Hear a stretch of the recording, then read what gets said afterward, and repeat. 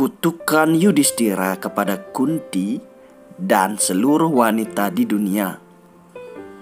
Karna adalah prajurit tangguh, bintang paling bersinar di Kurusetra, terbaring di tanah laga, walau lehernya dipanah oleh Arjuna. Bibirnya tersenyum seakan melepas beban di hatinya. Kubu Pandawa merayakan gugurnya prajurit yang paling ditakuti itu dengan penuh sukacita. Kecuali seorang ibu yang meratap penuh kesedihan. Dia adalah Ibu Kunti, ibu suri para Pandawa.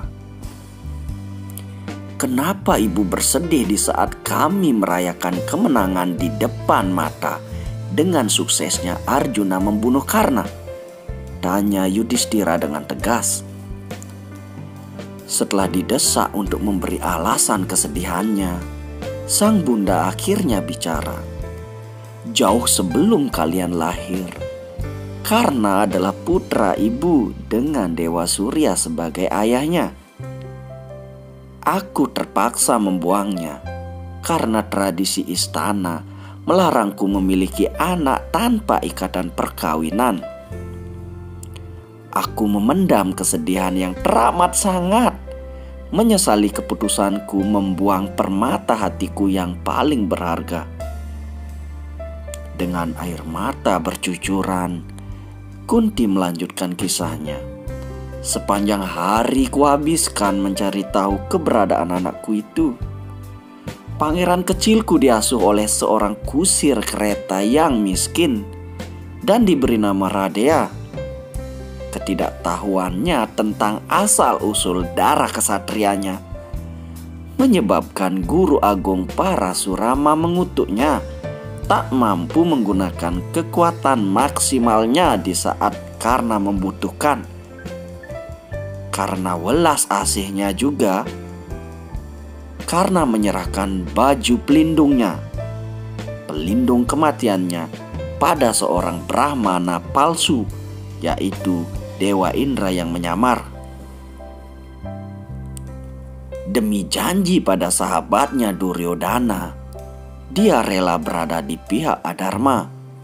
Dan demi permohonan ibunya Kunti, dia rela tak melukai kalian demi melindungi adik-adiknya dan perasaan ibunya. Pahlawan Karna mengorbankan dirinya untuk kita semua. Itulah yang membuat ibu berduka, anakku. Ibu, kau tidak hanya berduka sendiri, tapi kini kau membuat kami semua berduka. Itu karena keegoisanmu tak menceritakan rahasia ini sejak dulu. Dengan penuh kemarahan, Yudhistira mengeluarkan sebuah kutukan. Semua kaum perempuan beserta keturunan berikutnya tak akan mampu menjaga sebuah rahasia apapun dalam waktu yang lama. Itulah kutukan seorang Yudhistira, Raja Dharma, yang menyebabkan kaum perempuan sebagian besar, mohon maaf, memiliki bakat dan kemampuan bergosip untuk menceritakan sebuah rahasia menjadi rahasia umum. Nah, ini sebagian besar ya kalau kita bandingkan kaum perempuan dengan kaum laki-laki. Jadi lebih condong ke kaum perempuan yang tidak bisa menjaga rahasia. Nah, itulah penggalan kisah Mahabharata yang tidak diceritakan di serial Mahabharata Antv. Terima kasih.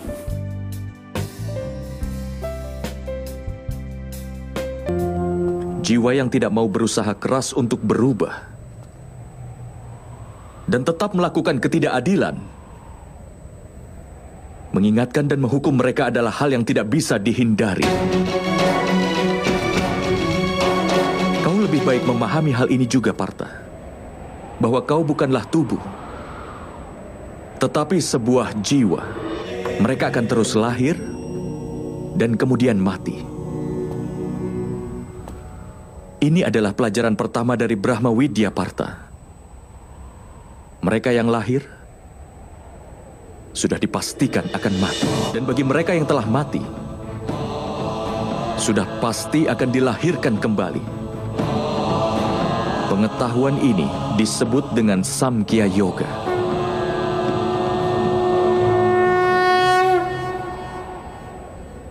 Apa keadilan dan ketidakadilan itu, Madhawa? Jalan yang dipijak oleh manusia, di mana dia akan melihat dirinya sebagai jiwa. Dan mengetahui dirinya adalah bagian kecil dari dewa. Maka jalan itu dinamakan keadilan.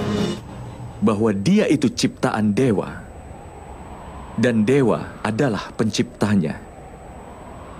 Tidak ada perbedaan di antara ciptaan dan dewa. Manusia yang paham akan hal ini tidak akan kejam dan kasar terhadap manusia lain. Dan juga bahkan pada binatang. Dia sudah tahu bahwa dengan memotong anggota tubuhnya akan menyebabkan rasa sakit. Tidak hanya pada organ itu saja, tapi juga dialami semua bagian tubuh lain. Sama halnya ketika seorang manusia merasakan sakit, maka seluruh dunia pun akan merasakan sakit yang sama. Selama masih ada seorang manusia sekalipun menderita di dunia ini, maka tidak seorang pun yang akan merasakan sepenuhnya kenikmatan nanti. Saat mengetahui ini hanyalah pemikiran manusia yang dipenuhi dengan belas kasih. Ini juga disebut dengan keadilan. Ketika seseorang dipengaruhi kebodohan, dia akan menjadi manusia yang kasar, kejam, dan egois terhadap yang lainnya. Hanya untuk kesenangan dirinya sendiri, dia bebankan penderitaan pada orang lain. Dia tidak bisa menjadi lebih dekat kepada dewa. Karenanya, ketidakadilan adalah salah satu jalan yang menjauhkannya dari dewa. Maka dari itu, ketidakadilan nama lain ketidakpedulian. Jadi, kita harus merasa kasihan pada mereka yang tidak peduli. Lalu apa tujuan dari hukuman? Ketika seseorang enggan mengetahui nilai dari pengetahuan, atau bahkan enggan untuk melirik pengetahuan itu, maka hukumannya adalah belas kasihan, baik pada dirinya atau orang lain.